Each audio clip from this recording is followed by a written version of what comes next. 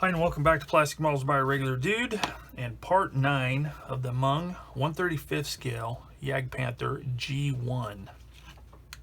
Okay, last time I left off with explaining what happened with my paint job and all that kind of stuff. Then I did detail painting, I did the tracks and wheels, and did the weathering underneath that.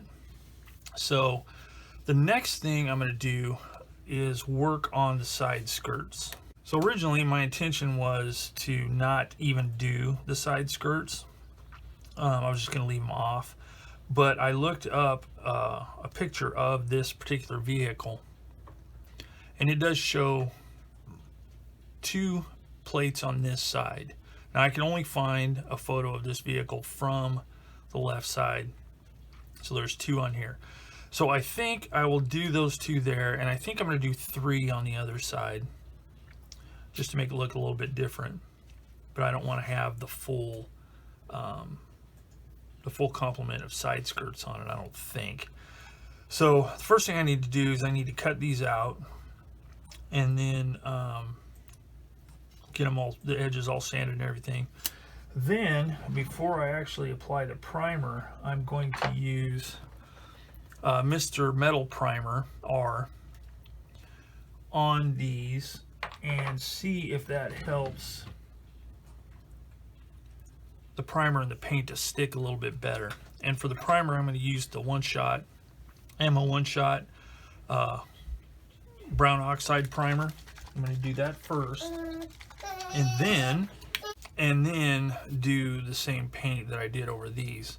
But what I'm going to do is I'm going to leave the back side just in primer only, and only the front side in the actual paint. Whether it was like that in real life, don't know, but that's the way I'm going to do it. So I'm going to go ahead and get these things cut out, get them all sanded, filed, whatever I need to do, and then start working on the metal primer. So here's what I do to prep this stuff. I've already done the other side, but I figured I'd show you real quick. I just take some 91% alcohol, and I make sure that there are no fingerprints or anything like that on here, because being metal, it's a little less forgiving if there's contaminants on the surface. So I just rub it down. It dries almost immediately, and then I take the metal primer and my designated brush, and I just get quite a bit of it off the brush. I don't want it to be like saturated. And then just using the broad side of the brush, I just put it on like this. I want to try and get it in a single sweep if possible. And it may look kind of rough and grody looking, but it smooths out pretty quickly.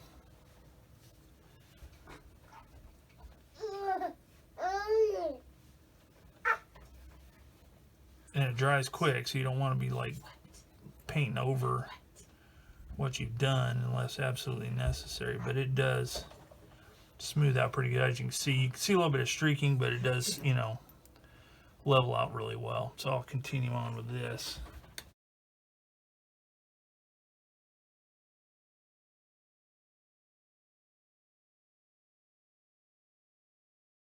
Okay, so I got the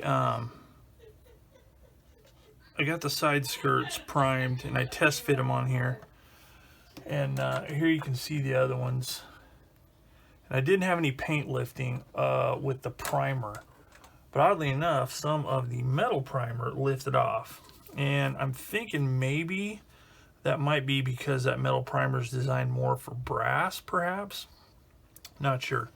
But the next thing I need to do is I need to paint the base color of Dunkelgelb on these plates. So for my mix that I'm using the same that I used on the kit earlier, and that was 0.5 mil of XF60 dark yellow, 0.5 mil of X22 to give it a little bit of a semi-gloss look, and 0.5 mil of X20A thinner. That is my usual recipe whenever I'm using Tamiya paints, especially for armor. Well, for anything really, because I like it to be a semi-gloss color. Alright, so I got my paint mixed up, so let's get painting.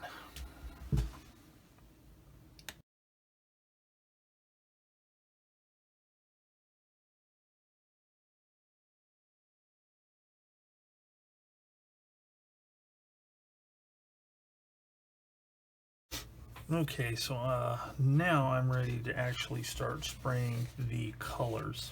So here's what I'm going to do. I've got 2 on this side, I'm going to do 3 on the other side. So what I'm going to do, I'm going to hang these plates on here, and since they're the same colors, I'm not worried about overspray going that way. I'll just use that and the instructions to kind of get an idea of where the colors are going to go. And what I'll do is I'll do one color at a time. I'll do this side, then I'll flip it over, do the same on the other side, let that dry good, and then I'll do the other color. But what I'll do is I'm going to spray the brown here, then I'm going to take this and overlap it. As a matter of fact, I think I'm just going to overlap it and leave it.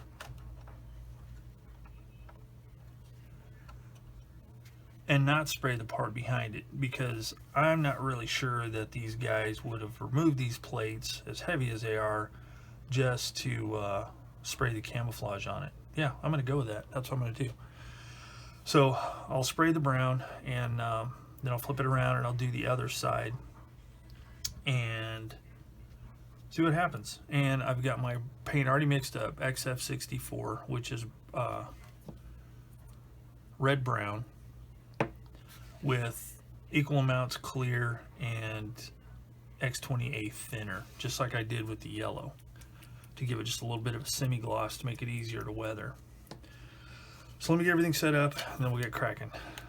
Also, for this spray job, I'm going to be using my TRN1 by Neo for Iwata, because it's got the trigger control. I find it much easier to actually spray. So let's get going.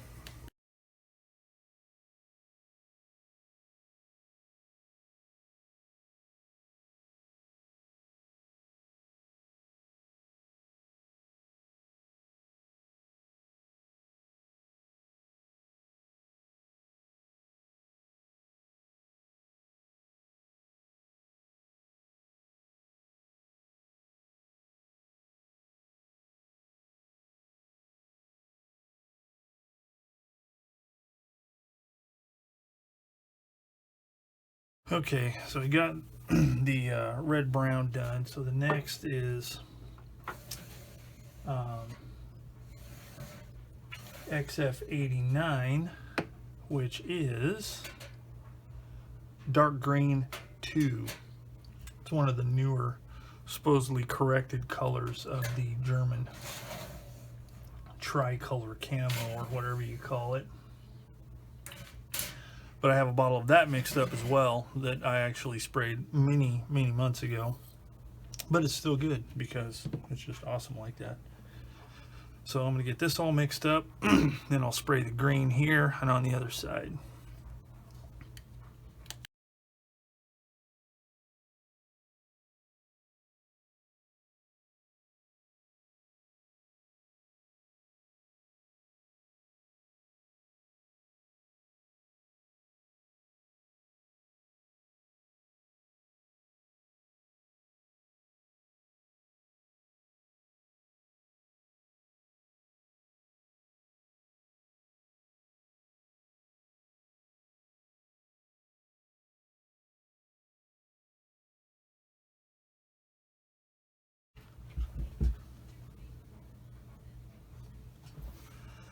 And there it is. Those and those done. Stoked. I like the way it turned out. So, what to do next? Next, I think I'm ready to start doing a little bit of weathering on this thing. So let me get some weathering supplies ready. We'll start taking a look at it. Okay, so the next thing I want to do is I want to start adding some pigments to what I've already done here. You can see this is kind of splotchy, but I just mainly wanted to give it some texture. And then I'm going to fill in with light dust and dark earth, I believe. So let's get those ready. And let's see, I'll use this brush right here that's labeled dry pigments. And I'm not wanting to create texture so much as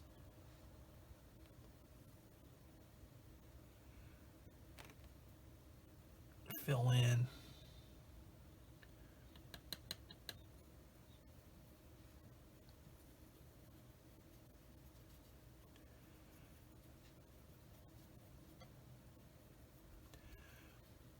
the gaps in my textured coat here.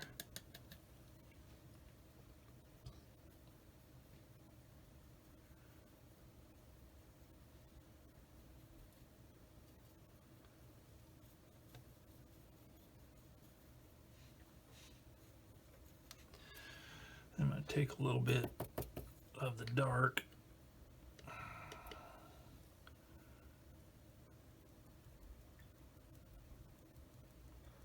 kind of work it in a little bit.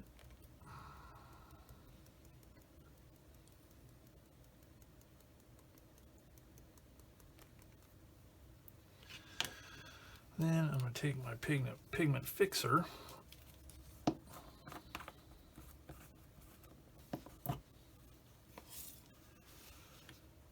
and using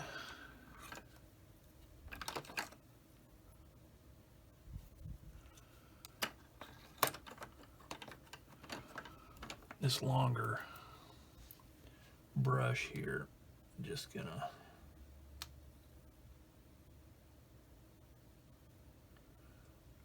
kind of touch it so it'll start to going. So it'll start to soak into the pigment. Then once it's dry, I can scrub it up a little bit, because I'll most likely have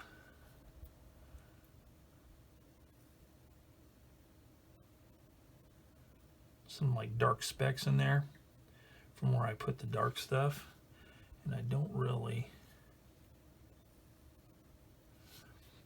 want that to be the look. But by hitting it with a dry brush, it will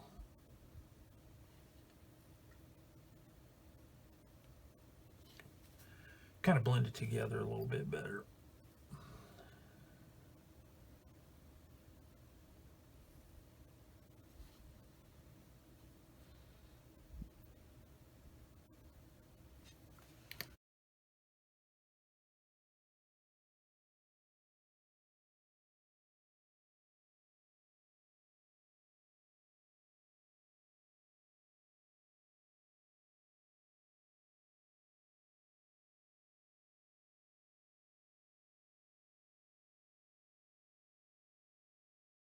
Okay, so I've got my clear stuff ready to go here. I just need to mix it up. So after I did the sand stuff on the front, or the weathering on the front and the back, that was mainly experimental to see how it was going to look. Don't really need to paint, clear coat that part. So what I'm going to do is clear the wheels, clear all the upper surfaces here, and should be ready to go. So let me spin this around, make sure I'm not going to whack the barrel, which I am, so I'm going to have to slide it back a little bit. So hopefully you can see it for the most part as I'm doing this. So let me mix up my clear, and which is going to be the Mr. Hobby Aqueous H20, which is flat, and I'm going to be using the Hobby Color thinner.